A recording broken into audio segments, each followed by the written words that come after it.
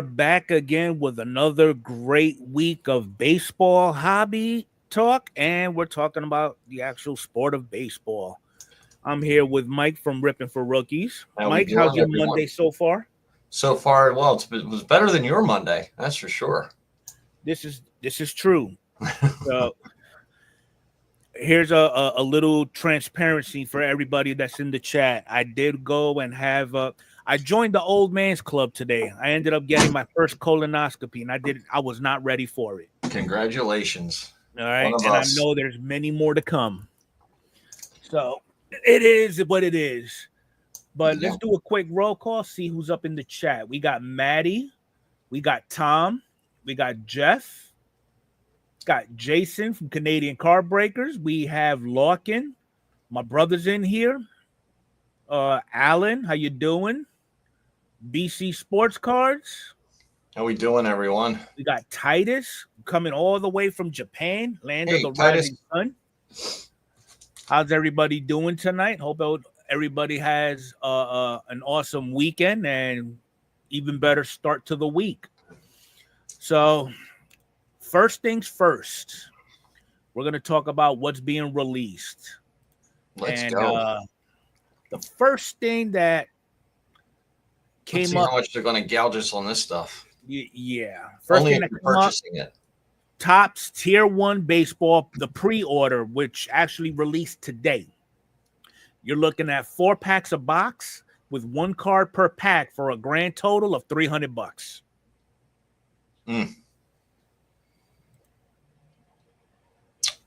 I couldn't tell you. I was asleep, man. But I do appreciate the dono. So yeah. So you're looking at a $75 per card. $75 a card, and chances are they're all gonna be no name. I hope not. And then the next one we have, and we don't really have that much info on it, but the release date is in 2 days. We've got the Panini Boys of Summer Baseball. 8 packs per box, 1 card per pack, and 8 boxes per case. Still no price on it yet. And what is that? What was that? You said 3 autos and 1 relic in there? 3 autographs and 1 mem per box on average. All right. And then they got here, look for brand new jumbo acetate signatures with the top prospects. Okay. I'll entertain that. And then on the 27th, and I think we let our feelings know about this already. Yeah. We got Chrome Sapphire releasing on the 27th, 4 packs per box, 8 cards per pack for $479. You got 1 autograph and 3 parallels on average. They don't even have a checklist yet. No. So, actually, they do. Oh, there we go. How many cards are on the 300 cards? 300 card checklist with 100 rookies. Is it the same as Chrome or checklist as Chrome or? More than likely. Yeah, that's what I'm thinking. Nacho Alvarez, Hurston Waldrep, Kobe Mayo. This is not the year to do a price increase with the rookie checklist. So you got a 50-card image variation checklist. Yeah. Okay. Autograph, got 38 cards. I think last year was 50. And you got Sapphire Selections, 12 cards. Brooks Lee, Bobby, Dylan, Fernando, Gunnar, Jace Young, Kevin Alcantara, Acuna, Trout, Acuna again, Lauder, and Otani. You got the Acuna brothers in there. And then here's the actual checklist. Oh, look, they don't even have Julio on this one. Shocker. Oh, well, you're not buying any. Nope, not at all. So that's what's actually releasing on the 27th. So if you got those type of deep pockets, by all means, do you. Not happening. So this was interesting. In 2012, you got this guy Carl Kushner who found 700 pristine. And I'm surprised they're bringing it up again. He found some cards. I'm going to assume it's the T206 set, Yeah. and experts valued the haul at up to about $3 million. Wow. Yeah, it's crazy, and Wow. they grade high too. Jeez. So I mean, a high grade for a card back then is like a 3. yeah, yep. And then another find that I found relatively interesting.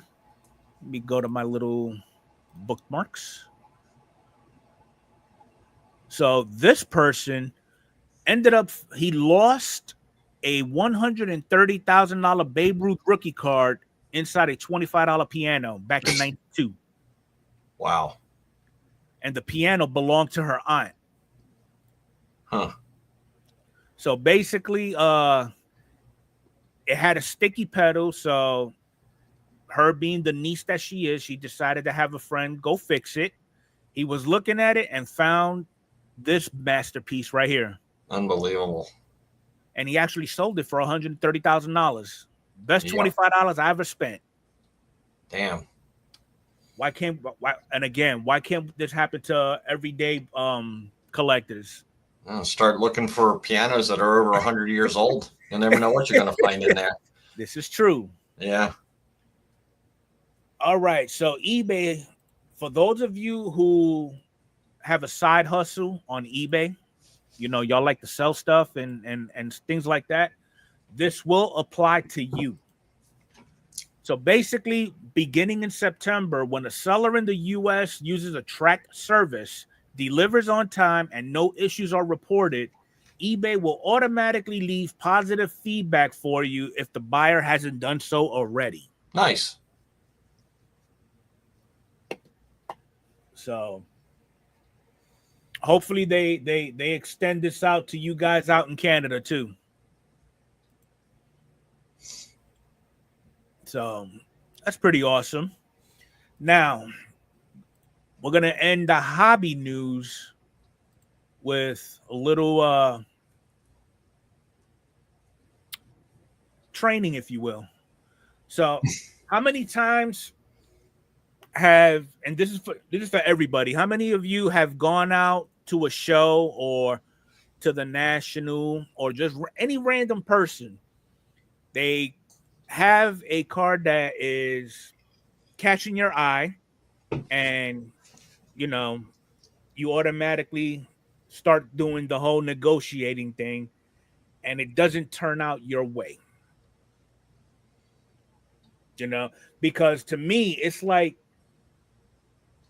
I would negotiate differently with Joe Schmo at a card show, whereas if let's just say on a break, whatnot, that Mike is hosting, somebody pulls something that caught my eye, I run a quick hey, I'll give you $30 for it, and then boom, done deal. Mm-hmm. You know, it would be nice if all that was that simple, but apparently it is not. All right, so I like to call this one the art of the deal. All right, negotiating respectfully in the hobby. And ultimately, it's not what you say to spark up the negotiation, but how you do it. Okay, because it's like the first 30 seconds, maybe a minute, will determine if a deal is actually going to go through or it's not. Okay. And just like I have here, etiquette does matter. So if you go in there, hey, what's your bottom dollar? I'm going to keep it at sticker. Mm-hmm. You know? So, you know, you've got different vendor types. You got your LCSs. You've got your, you got dealers that go to the card shows. If you go to those big name venues like the National Fanatics Fest or whatever, or hell, even maybe a trade night, you know, you'll find them all over the place. And there's so many variables that deal with prices on these cards nowadays, and it's like depending on where you go and what time of the day you go will determine the outcome of said negotiation. All right, so some of now when you went to the show, Mike, did you practice any wheeling and dealing, or you No, just went not straight to the really. jugular? No, it was just way too crowded, and I just went in looking for a few specific cards, Right. and walked away with a couple. That's about it. I just wanted to just get a general sense of what was going on, at the show. Okay. So I now, and he just showed up in the chat too. So Adam, I know you all about willing dealing. Hell, you could probably negotiate my underwear off me without me even knowing. Um, what are some tips and tricks that you use when you try to negotiate down a price of a card or just another card in general? Like, what are some of the methods to your madness? Well, Adam's also a seller too He is at card also a shows. seller. Yeah, so he has it from both perspectives.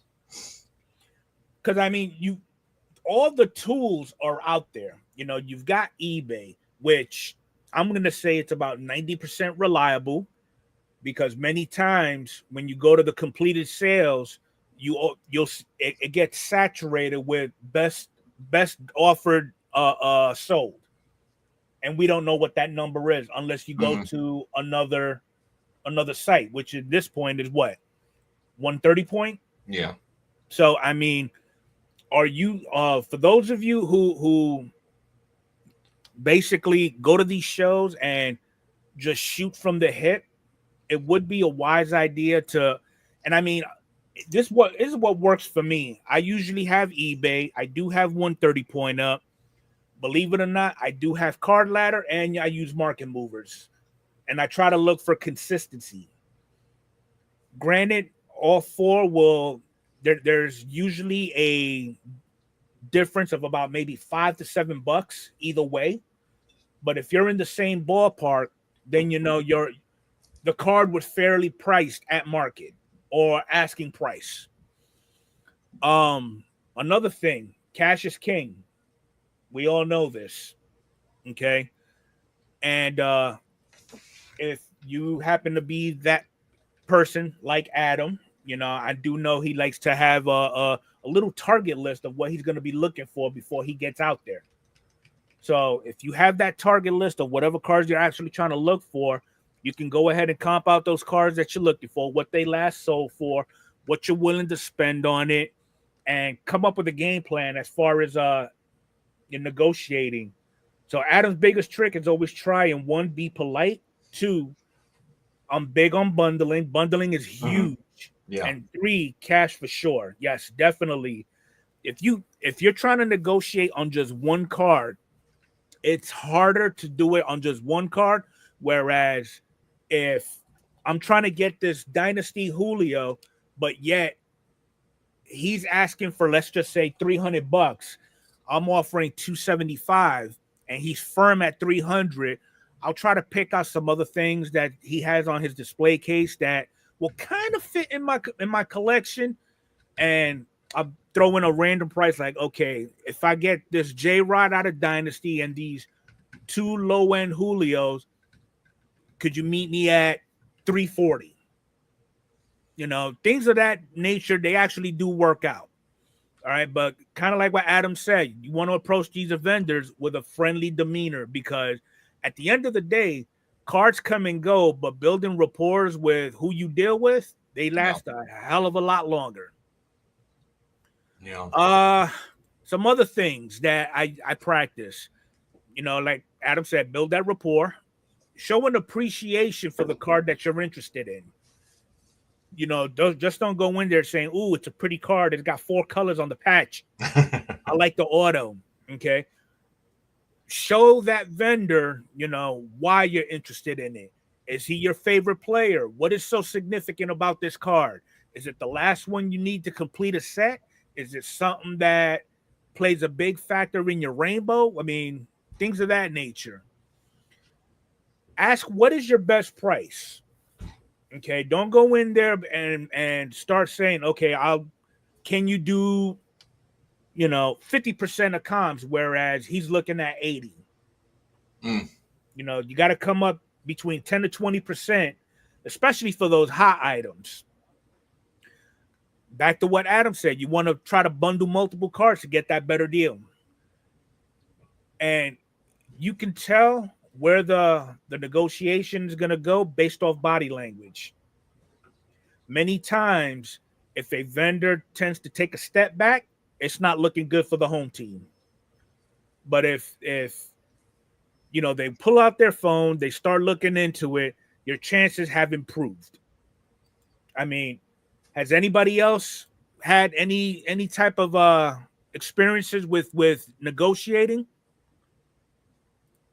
Okay, so Sean said Car King always uses cash and never pays sticker. And then Adam, repeat buy from the same people helps. Yep, definitely does. Adam's negotiations are always successful because he always having a chipper day. Yeah, this is true. I got a couple of bucks off on some chippers at the Nationals because I could see a guy that was going into a collection and not being resold. Yeah. And that's another thing too. It's like dealers can spot flippers and actual collectors. Show honesty. I have gotten some awesome deals from just being helpful and honest. Okay. What else we got? We got lowballing aggressively will have you turned around going the other way. Publicly challenging comps in front of others is not a way to do it either. Okay. And I see that a lot when it comes to dealer negotiating with dealer.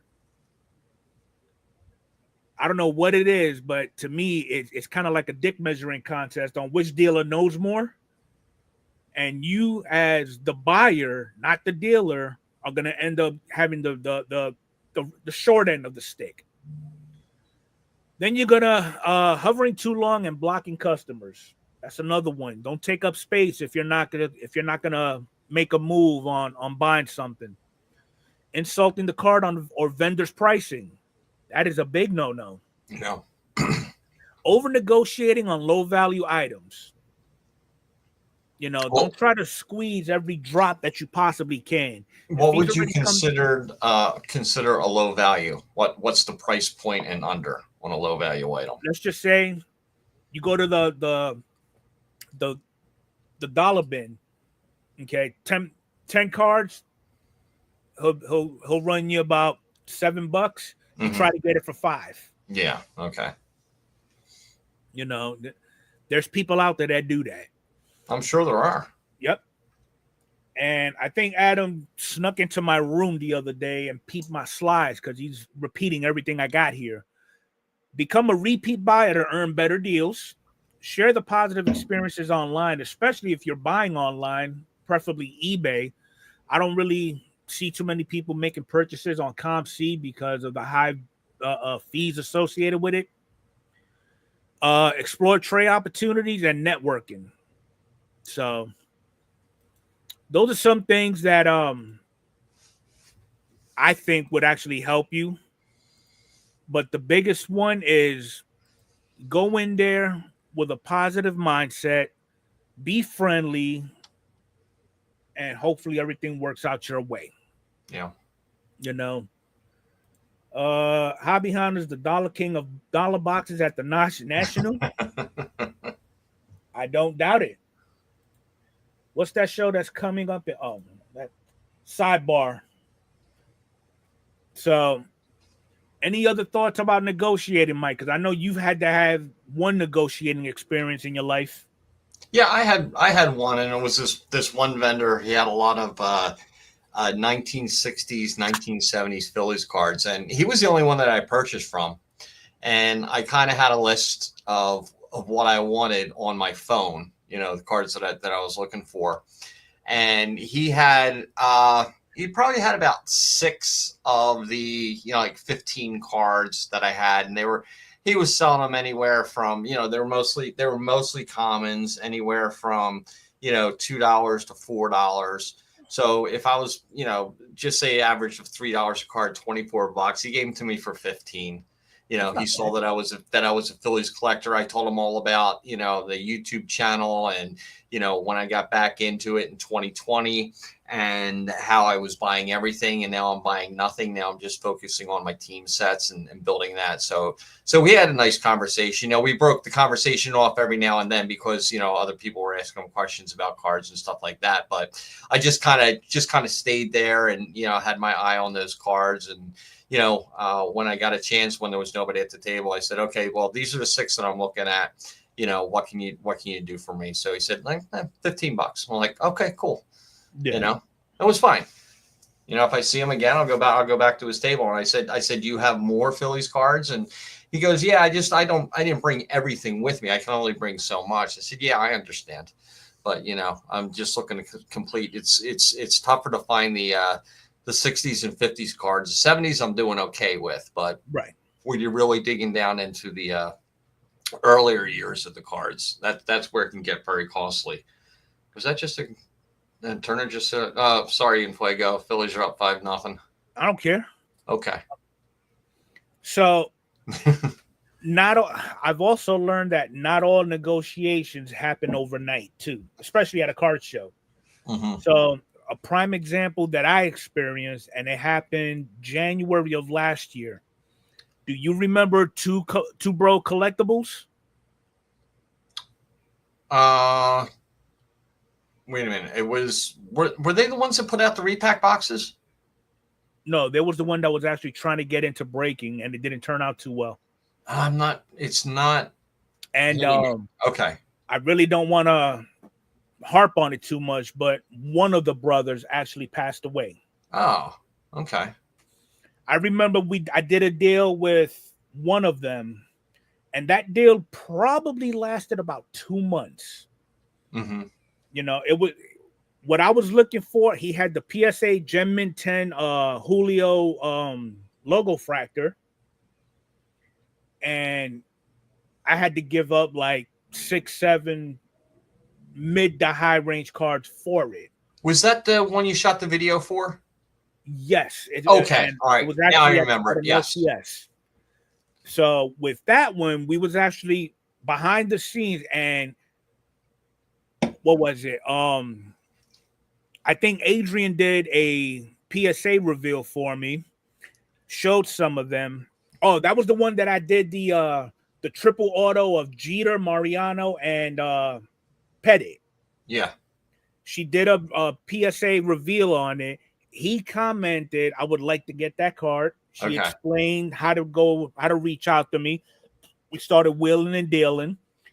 And then we ended up meeting on neutral ground, because it was funny how the LCS that we went to, it was literally equal distance from shop to his house to shop to my house. Mm-hmm.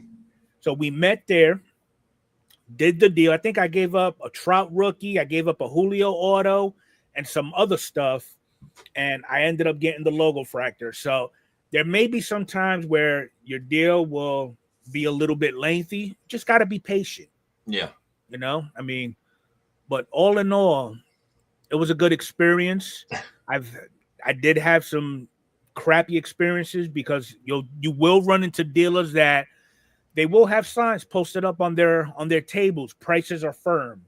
Mm-hmm. Well, guess what? If you came out here with 200 cards, you're likely going to leave with 200 cards. Yeah. So I mean, but whatever, Smalls. Hating won't get you anything. All right. But that's pretty much it for the hobby portion. Now we're going to get into some actual news on baseball. So this team, and this was as of 2 days ago, 13 in a row. Unreal. And then even Yelly is making a name for himself. I think they have the 22nd highest payroll in baseball. And it does not, their play does not say that at all. Exactly. You know, I mean, as a matter of fact, where are they sitting at as of right now? Oh, they're still They number one. Yeah. they are literally they I mean, they literally have the best record in all of baseball. Yep. So it's amazing. You know, I mean, I think they're up eight games on the next team, which is the Dodgers and the Phillies. yeah. And what about the Padres? Okay, the Padres lost a couple. They were Yes, right they there did. with the Dodgers Dodgers going into won the 3 weekend. straight, where Padres lost 3 There you straight. go. Yeah, that's what it was. Yeah, but the American League, I don't think there's. Who do we I don't have think over anybody 70 wins? We got the 73, Tigers, the Blue Jays. and that's it. And That's the it. Phillies. Well, yeah, they're in the National League, but yeah, can't forget about them. But yeah, is it a safe assumption to say that the Brewers are going to make it in to the playoffs? a lot can happen between now and then, but yeah, I think they're pretty much going to make it into the playoffs. As far as the World Series, you know, who knows? They could be that sleeper team this year. That's a good point too, Smalls. They're doing it without Churio. Yeah, did he come back? I thought he just came back. I don't know. I think he either came back or is coming back. So I pulled this article, and I think it might bring a smile to your face, Mike. Okay.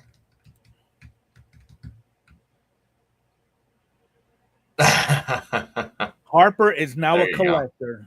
Nice. With a little bit of help, of course. Well, yeah. Well, Strom is the biggest Harper collector out there. Yeah. You know. So I think it's pretty cool that we're recruiting into the collecting ranks. Absolutely. And he posted on his X, anyone with low pop or rare Harper cards that is interested in trading him game news memorabilia for them, comment the card below. Mm-hmm. And that's his little tweet, and he's got 974 replies. Yeah. Is your name going to be in here there, Mike? No, I'm not on Twitter or X or any of that stuff. See what he'll give you for one of his rookie cards. I only have one good Harper card, and Alan Forrest sent that to me. So that is the autograph. I think it's like PSA 9 or PSA 10. It's a beautiful card. That's going nowhere. That's going to me in my grave. Bryce's first card going to be worth more than my collection. Yeah, you got that right, Artie. Well, okay. So we got 2 more subjects. They're kind of lengthy, but I'm going to save the best for last. Okay. This is what we got going on right now, according to ESPN. They've ranked the top 50 players in season as of right now. So, number 1, they got Aaron Judge. Can we all agree?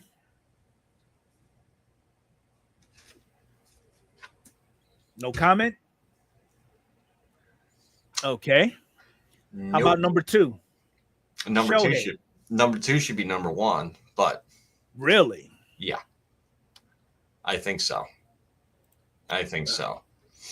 Okay, here we go. Let's pull up the numbers. I'm curious. I'm curious too. Okay, so the only reason I'm saying that because Judge was hurt for a little bit. Okay. And now he's not even he may not even win the MVP of the league. This is true. That's another thing. Yeah. So number 1 should be number 1. Okay. I mean, the numbers don't lie. Although I think this is fixed. But I digress. Cal's not getting any love. Nah, I think he's getting a lot of love, to be honest. No, I think he's getting a lot of love, Bobby. I think if Cal hits 60 home runs, he's going to take the MVP. And he's at what, 47 now with 6-7 weeks left? Yeah. All right, number 3, Tarek Skubal. No problem there. Okay. Then you got number 4, Cal Raleigh.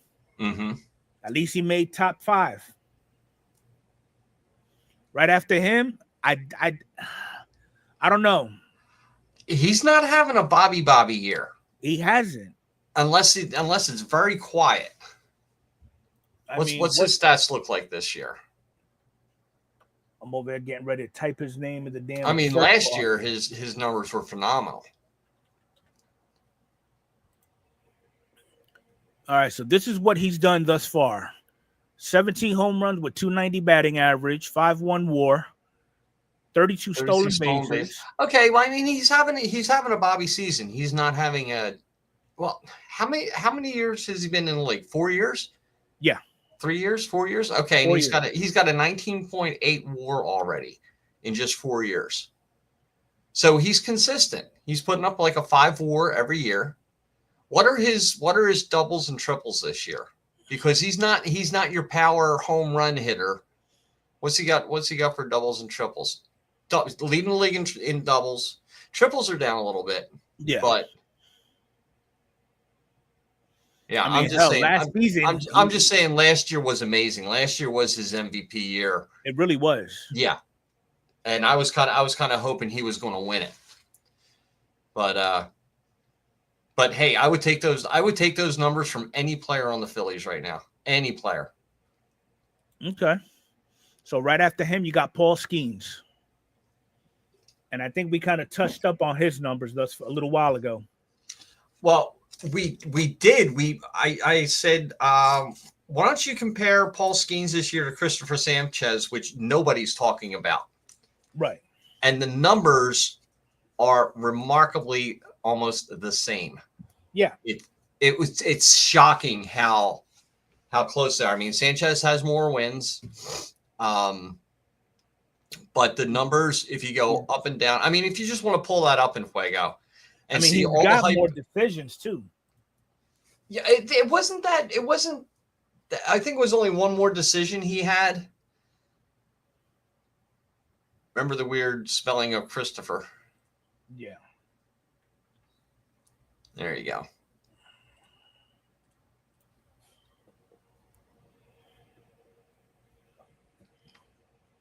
Yeah. I mean, if you look at those numbers, I mean, they're virtually, yeah, like you said, they're virtually identical. Yeah. I mean, Sanchez has a little bit higher ERA. He's got more wins, less losses. The WAR's up a little bit. Skeens has pitched one more game. Strikeouts, a difference of what? 9 strikeouts. Yeah. But everybody's talking about Paul Skeens, and even in Philly, nobody's talking about Christopher Sanchez, how good he is. You know? But it's just one of the comparisons. Where's the hype? The hype is on Skeens, so everybody's going to talk about Skeens. Skeens is 23. I understand that, you know? And Skeens gets no run support. Absolutely. Yeah, that's a big one too. Yeah. You know, Skeens can only do but so much. Mm-hmm. Right behind Skeens, you got PCA. He cooled off a little bit, but now I think he's coming. He cooled off a little bit after the All-Star game, but he's coming back now. I mean, I don't even think he's top 10 worthy, in my opinion. Oh, no. He is. Okay, 27 home runs, 261. He leads the league in doubles. Mm-hmm. 4 triples. Yeah, I would put him in. I mean, if we were going just offensive players only, yeah, PCA would be in the top 10. What are Evaldi's numbers against Screwball? That's a good one too, Larkin. Yeah, Evaldi's having a good year.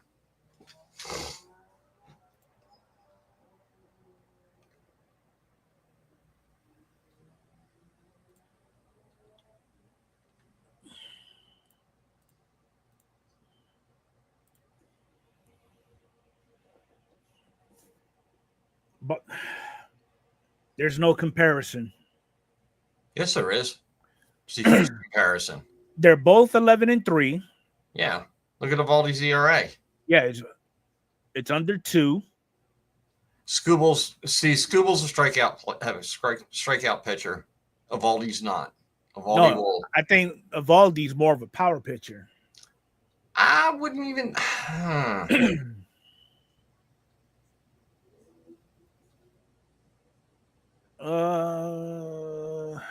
Yeah, Valdi's having a career year right now. I think he was doing that when the Rangers won the championship. I think so. Okay, next up the bat at number 8, you got J-Ram, another undervalued player. Unbelievably undervalued. Well, at least he's in top 10. Yeah, but I mean, let's pull the pitchers out. You know, you pull out who was the only pitcher, Skeens. Yeah, So even 7's low for J-Ram. I think J-Ram's like 3 or 4 because every year it's the same numbers every year. I don't know what it's going to take for him. 25 homers, batting .291. Yeah. Yeah. He's actually having a better year than his career right now. And how old is he? 32? Oh, yeah, he old. He's 32. He's old. God, I wish I was. No, I mean, seriously, once you in your 30s, you start deteriorating in something of this magnitude, really. I just have a feeling there's something about Jose Ramirez that it's going to take a while for him to deteriorate. You know, he's just so consistent every year. You know what you're going to get from him. I mean, he made All-Star the last 5 seasons consistently. Yeah. MVP second place in 2020. I mean, he's always in the running for the MVP. Always is. I wouldn't say always. Well, 17th, third, second. 6, 4. He missed 19. 5. 6th, 4th, 10th, 5th, and we'll see where he's at this season. Yep. I don't know. But I will agree he is undervalued. Oh, yeah, absolutely. Okay, right after him, Zach Wheeler. Yeah, as far as pitchers, so we're basically, you know, we got 3 pitchers on there now? Wheeler, Skubal, and Skeens? Yep. Okay. I wish they would put pitchers in a different category. You know, that's the whole thing. I mean, Wheeler, now they still have him as an NL Cy Young hopeful. Yeah, but that's not going to happen now. He's going to be out for at least 2 weeks. They found a blood clot in his shoulder, so he's going for treatment. Treatment was successful today, but they're going to have to evaluate it. So he's going to be out for 2 weeks. So that's going to take away any possible shot of a Cy Young. So he left on injury with a record of 1-2 with a over 4 ERA, 7 homers and 5 hit by pitches in his last 5 starts. Yeah, he was not pitching well. There was definitely something wrong coming out of the All-Star break with Wheeler.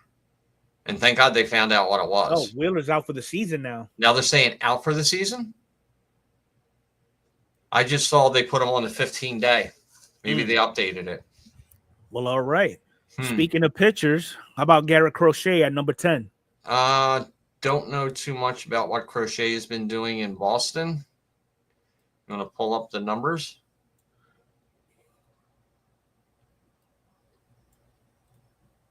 All right, I'm getting a little antsy to see somebody's name come up here.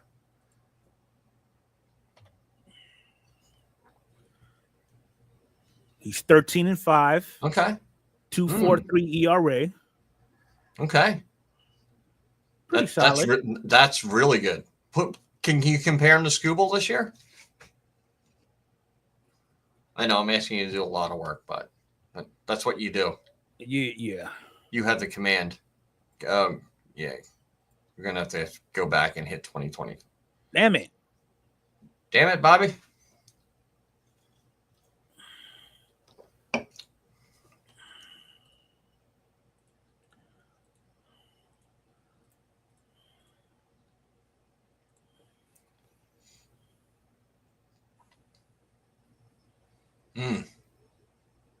Another one that's virtually identical. Yeah. Yeah, absolutely. And nobody really talks about him much. Things that make you go, Yep. Hunter Brown should be up in top 10 for pitchers. Yeah, he's having a really good year this year. And he's pitching in more hitters' parks, too. Mm-hmm. Okay. How about King Tuck? Yep. You think so? Yeah, I mean, he started off really good with the Cubs. I don't know what he's done in the past couple of months.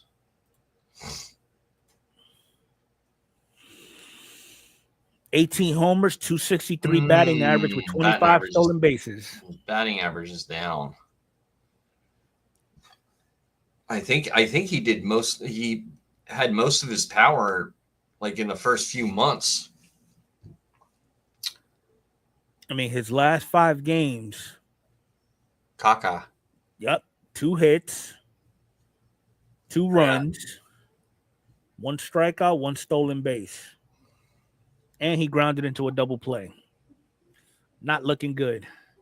I wonder if the Astros are going to pick him back up. Number 12, the $750 million player. Yeah. Let's ask any Mets fan out there. What has he done thus far? 30 home runs, batting .251. His batting average is down. Yeah. Yep. That's what's killing him. He leads the lead in walks, obviously. Mm-hmm. He's got a great eye. I will give him that. Oh, he's got 20 stolen bases this year, too. How about that? It's more than his last 2 years. Yeah. He's got a whopping 7 last year. Yeah, I know. But he was caught 4 times. Yeah. Okay. This year he's only caught once. How about El Nino at 13? Let's see what his numbers look like. He's having kind of a Tatis year out there. That's the thing about baseball. I mean, you can have a hot start and then just like totally go. He's off. Yeah, his batting average is down. Home runs are about average. Not 2021 numbers, but no. Wow, it's actually yeah. Yeah, but his WAR's good. He's a 5.2 WAR. Yeah. So that could be his defense aiding to that. That is true, Carterholic. Yeah. All right, there goes your boy Schwarby. I was waiting to see him pop up. God, he's only in the MVP conversation. I don't even think he belongs in the top 25. Are you serious? Gotta mess with you, Mike. Yeah, you're messing with me all right. All right, let's see what Pudge has done. Pudge. 43 homers, 248 batting average. Mm-hmm. Okay. What has he done the last 5 games? 1 home run. 1 home run. Okay. He's got 4 hits, 3 ribbies. Okay. So he leads in home run. Home runs and RBIs in the National League. With 10 stolen bases. How about that? Yeah, but he got caught twice. Okay, so he's stealing. It's still better. Okay. This one, I don't know. Everybody was hyping this kid up. What the hell happened?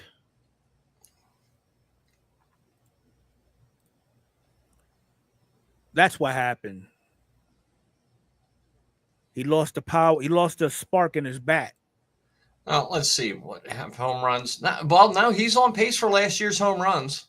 He leads but the his league stolen in bases. played. Look at his stolen bases. 31. He's got less than half from last year. Yeah. I think that's a big difference right there. And look at it, his triples are down. He's not going to get 10 triples this year. He'll eclipse his home run total.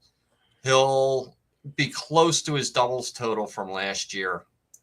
Hits, yeah, but I mean, everybody was thinking that this kid was going to be, hitting like 300, 330 every year. But every year, look at his batting average. It's gone up. So and he's only 23. What's up, Dom? There we go. It's out of love there, Dom. All right, so number 16, we got Will Smith. Don't talk crap about his wife. Consistent. That's what I say about Will Smith. He's another player I'd love to have on my team. They got him lower than Schwarber. That's the wrong Will Smith. You got the pitcher. That's the pitcher. Yeah. Okay. Yeah. Take your pick. That one.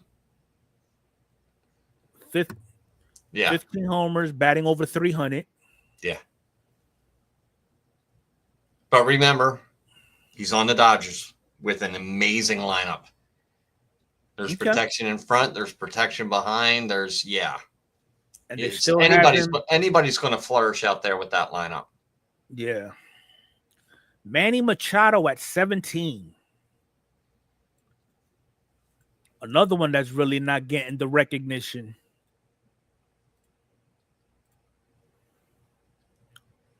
I can see why. I mean, it's a consistent Machado year. Yeah. Right in line. He should be, he may not finish with 30 home runs this year, but his batting average is good. Walk to strikeout ratio. Home runs. I think he'll probably come close to matching last season. Yeah, I mean, he'll come close. Yeah, he may not get to 30, but he's already got 30. He's already got 30 doubles, which he had last year.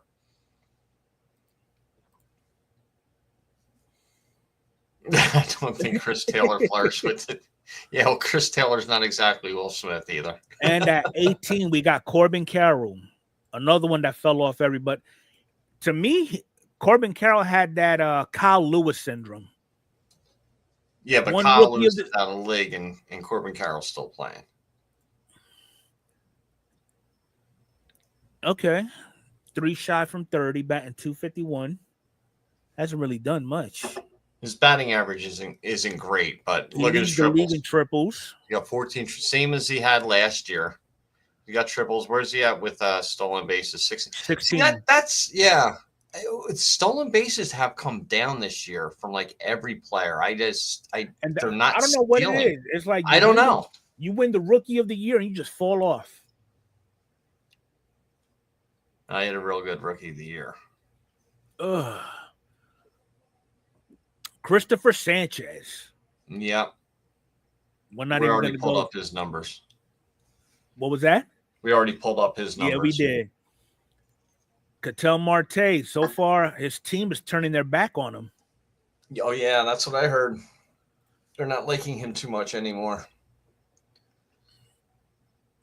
And how old is he? He's 31. He's been around for a while, too. Yep, another old one.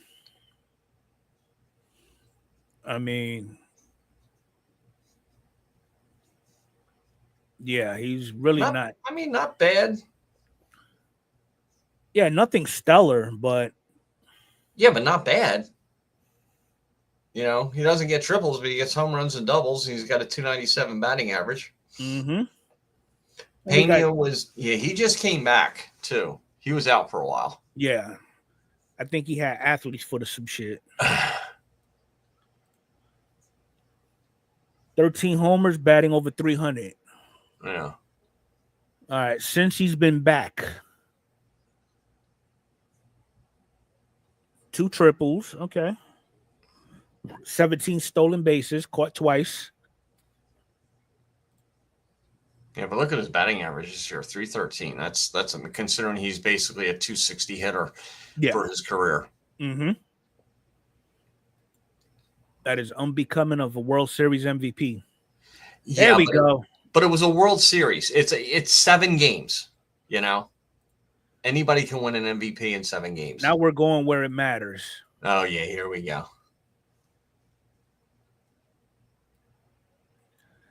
It's all good, though. Only player in MLB history to be in the 2020 club all season since his debut. Well, they'll dig for any kind of stat, won't they? I mean, the last 5 games, he's got 2, 4, 6, 7 hits, 1 home run, 2 ribbies. Well, it's the second half. He comes alive in the second half. Yeah. So anything less would be uncivilized. Well, let's just hope it gets them into the playoffs and see what they can do in the playoffs. Watch your profanity, Larkin. At 23, Hunter Brown. Hunter Brown, yeah. He's having a good year. Then you got Vladdy Jr. He's usually in the top 10. He's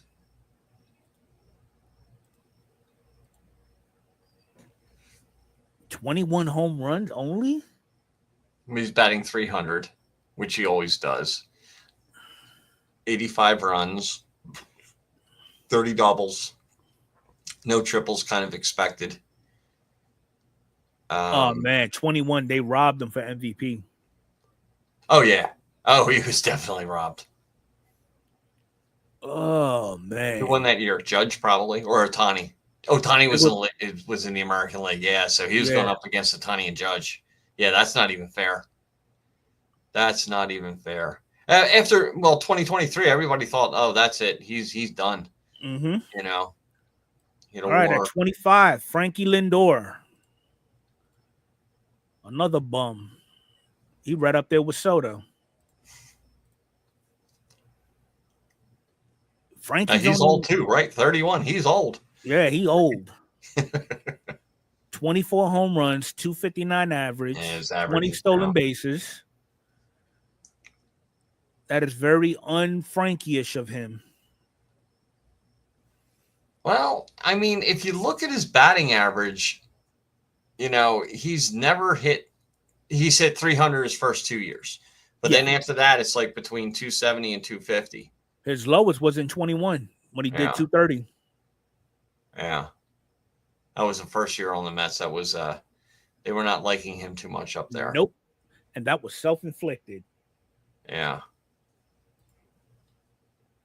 Last year he had a good year. He had a real good year last year. How in the hell is Lindor that far behind Soto? Trash knows trash, Dom. 26. Grandpa Buxton. Now we all know he old. Was he another 31-year older? He's probably 33. He's 31. 31. Okay, another old. Jeez. Can't believe you're saying 31 is old. When you're playing this hard for 162 games, yeah. No, I would say old is 35. Okay.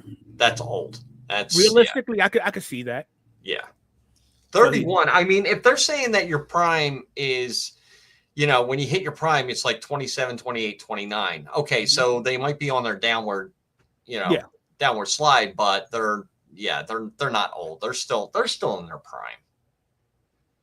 Not at all, Magnus. Lindor hasn't made history like Julio has. Yeah, anyway, because he got like 20 hits and 20 stolen bases and a cooking channel all in the first 3 years. Yamamoto at 27.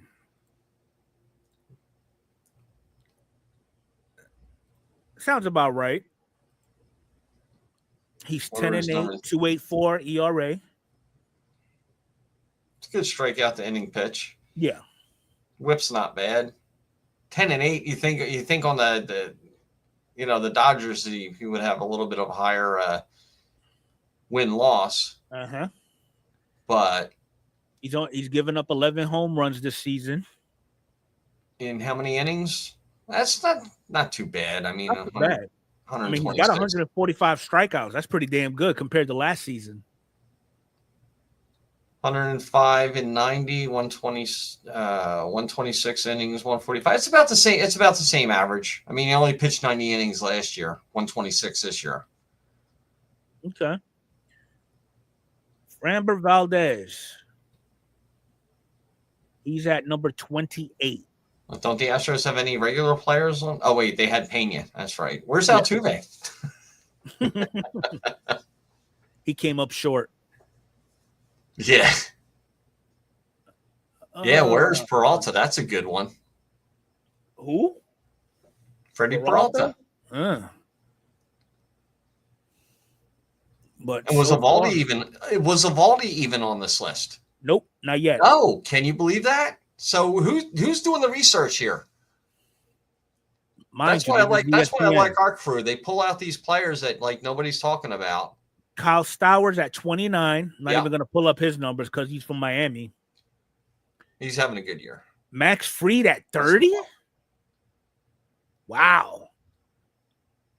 I think he's got the best damn record in the league, if I'm not mistaken. We'll find out.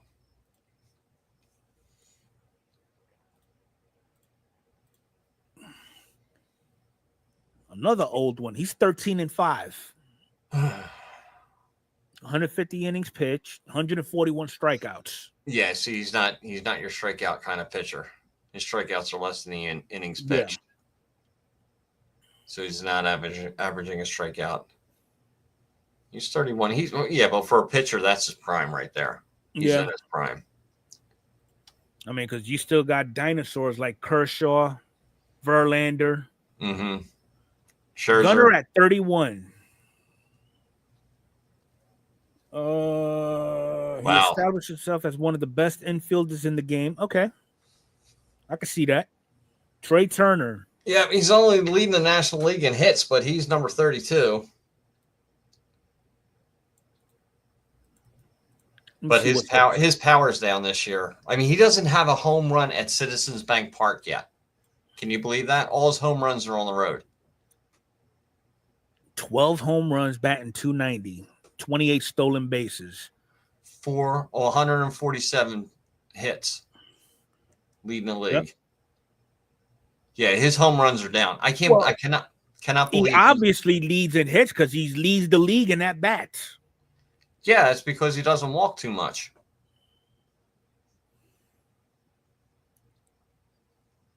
So, but it seems like he's not using his speed like he should. No. Harper at 33. Well, he can't use his speed because every time he gets on base, Schwarber hits a home run. He's batting right behind him. Now, we know Harper is up there in age physically. Well, yeah. I mean, he's 32, and he's starting to feel like he's 32 with all of his injuries. Yeah, because look at Trout. I haven't even seen Trout on this list yet.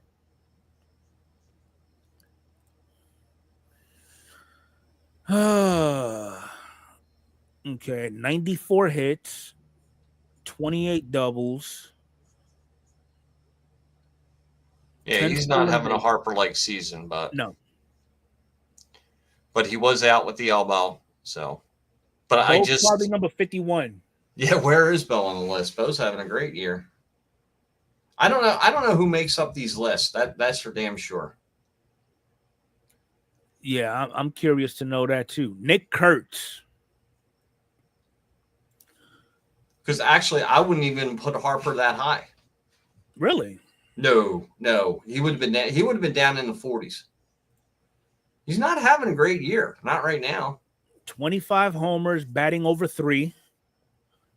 2 stolen I would put bases. Nick Kurtz above Harper. There's a lot of players I would put above Harper.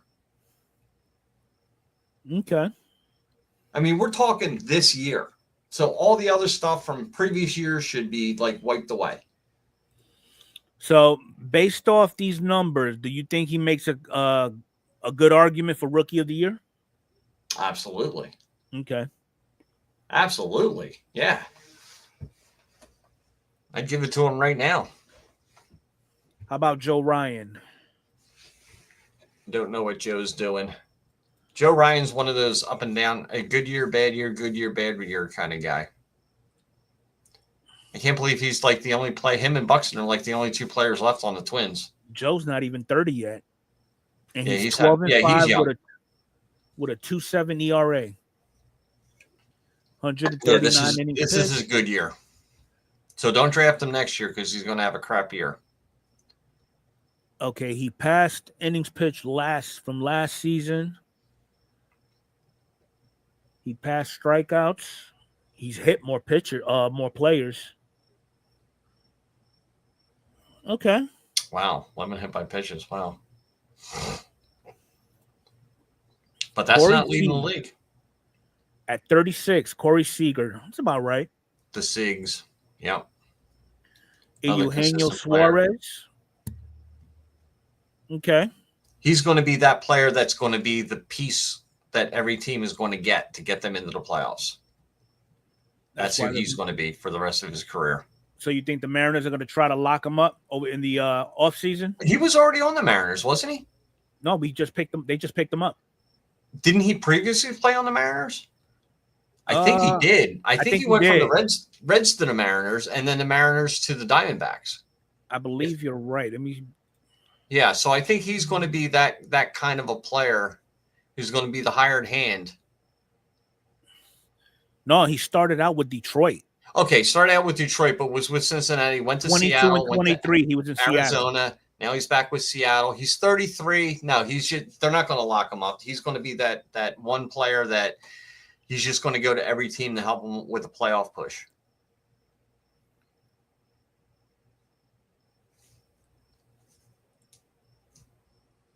Oh, we're looking for Bo. We're still looking for Bo. We're still looking for Bo. Logan Webb at 38. Okay. There goes Evaldi. Evaldi's up there in the Cy Young Award. Evaldi should be much higher than that.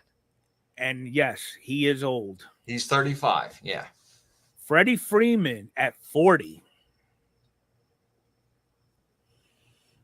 He does have his clutch moments. Yeah, but he's getting up there too. He's 35. So he's an old player now. Yeah. Jacob deGrom. DeGrom's having a great year. He's staying healthy. He's not worthy enough to get a hyperlink, apparently. We're still waiting to see where Bo falls. So DeGrom is 37. What has he done this year thus far? He's 10-5. 2.76. Yeah. He's pitching really well. He's healthy too. First time in a long time. He ain't really pitched last season at all. He hasn't pitched since 2019. He really hasn't pitched since 2019. Okay, yeah, dominantly since 2019. Yeah. 2020, count that out. That didn't count. 2020 was the COVID year. But after that, I mean, it looks like he's got just about as many games this year as he does in the last 4. A little bit more in the last 4, but only by a handful. Bobby. Pete at number 42. I mean, he's doing okay. He's not having typical big. What's his batting average this year? He's got 100 RBIs. So he's got to be doing something. 268. Okay, 268, 28 home runs, 5 hits. And his career, so his batting average is above his career. Home runs are on career pace. RBIs, yeah, I mean he's just having another Pete kind of year. He's been since 2019, so 6 years in the league. 53, 16, yeah. Yeah, he's having a Pete year. That's it. Bo Bichette at there 43. We go. Bo made it. Barely. Yeah, I would say a little low, but he made it. 16 with a 2.97 batting average. Mm-hmm. I think it's because he lost the hair. Compared to last season. Oh, you don't want to compare it to last season. Last season was was brutal. That was his worst year. Yeah. Yeah, I mean, it's a good comeback. He's having a 2023 kind of year. Yeah. His WAR's down a little bit. But, yeah, we're just going to write off 2024. That's just take that off the record books. I mean, yeah, this season's batting average is higher than his lifetime. Yeah. But if you take out last year, it's the same as his lifetime pretty much. He was and he was hurt last year. I knew there was definitely something wrong the way he was changing his batting stance and everything. Yeah. This is true, Jeff. Yeah, we're kind of figuring that one out, Jeff. You know, the All right, pike's got to go away from this guy. So 44, we got Geraldo Perdomo. Not even going to waste my time with him. James Wood at 45. Kind of low. I think so too. Really kind of I low. will put him in the 30s at least. Yeah, I was thinking low 20s. I was going to make a list. 25, 258, 15 stolen bases, and he's 22. Well, he had. I don't think he's been hitting as many home runs after the All-Star break as he did before. What blows my mind is this kid is 6'7", and he's got 15 damn stolen bases. Well, all he's got to take is 3 steps and then start to slide. You got to have some serious speed or long strides. But now, how many times has he been caught? 5 times. Okay. Yeah. I mean, I watched for the first time. I watched Ellie play, and playing against the Phillies, and that kid is like a gazelle going around the bases. Ellie is he's a paperweight. Yeah, he is like a gazelle. He just it's like 3 steps, and he's at second base. He's already into his slide. Springer's having his resurgence. Yeah. Then Matt Boyd, Cody Bellinger. Okay, yeah, I could see that. Bregman at 49 would be higher if he wasn't hurt. Do we want to take a crack at a guess at who's number 50? Sure, put it in the chat. Who is number 50? I'm going to take a peek though. Wait a minute, Acuna Jr. wasn't on there. I'm going to go with Acuna. Matt Chapman. Huh. Interesting. Now, mind you, this is all sourced from ESPN, so we don't know what the hell they're doing. Yeah, they're idiots. That's why the ratings are in the toilet. All right. Last piece of business for the day. As it stands today, again, this is from ESPN, Awards Watch. So as of right now, we got judge for the American League with the next 9: Cal Raleigh, Bobby. In this order: J-Ram, Pena, Vladdy, Buxton, J-Rod, Seager, and Michael Garcia. I agree with 1 and 2. Definitely. Cal Raleigh hits 60. He's going to win the MVP. So you think if he hits 60, he'll win it? That's my prediction. Okay. If he don't hit 60, then Judge is going to win it. Sean says little Timmy. Okay. Now, how about National League? We got Shohei leading the pack, followed by PCA, Tatis at 3rd, Tucker at 4, Perdomo at 5. Oh, he's actually tied with Schwarber. Soto shouldn't even be in the conversation. And then, yeah, Shohei's going to win it. All right, Cy Young, Scooble, then Crochet, followed by Hunter Brown. Well, now those first 5, if you look at all their numbers, they're all close. It's a close race. It's a very close race. I mean, Scooble's going to lead because of his name, but any one of those 5 could win it. I'm not picking one because they still have, let's say, 7, 8 starts left in them. Anything can happen. Okay. National League, Skeens, followed by Sanchez at 2nd, Wheeler's out of contention. Wheeler's out of contention now. Abbott at 3rd, Pivetta at 4th, Yamamoto at 5th. It's going to be interesting. Yeah. Let's see what these top two do. Yeah.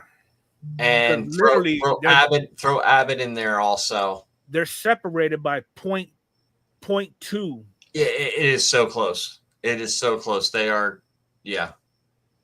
Mm. All right, rookie of the year. We got Nick Kurtz, followed by Cameron at Hands down. 2, Hands down, Jacob Nick Wilson Kurtz. at 3. That Nick could be Kurtz. another one, another close one. Will Warren, no. Nevaez, no. Cam Smith has been doing pretty good lately. Yeah. Okay. I think what's going to set Kurtz out on top is that 4 home run game. Oh, absolutely. National League, Isaac Collins, followed by Drake Baldwin, Caleb Durbin. Yeah, it's like the National League. It's like, eh. It's Yeah. Brewer heavy too. Yeah, I go with Collins. Okay. Manager of the year. Does it really matter? Who cares? Who the frick cares about? This is the only time I know who the managers on any team are. Yeah. And then for the National League, you got Pat Murphy. Yeah, I mean, sure, why not? So we're going to be monitoring that a little closely because yeah, I mean we're coming down to the home stretch now. We're in the last quarter, last quarter of the race. So we'll see what's happening. Let me see. Did I miss anything? Kind of like the Maple Leaves. Everyone knows Jays won't do anything. No, it's just Alan and Jason going back and forth with each other. Okay. Yeah. They might shut Skeens down early. Who knows? Yeah. Got a giant bug flying right in front of my face. Got him. All right, folks. Well, that is all for tonight's show. Hopefully you enjoyed what we put out today and you practice some of it unless you have your own methods and it's effective. I'm not saying that what I showed is 100% foolproof, but it'll get you close to the 100%. Mike, you got anything that's going on coming up? Yeah, next week we're going to have some Canadians on the podcast. That's right. We got Jeff and AJ. They're going to be on with us Monday night, and they're going to be down here.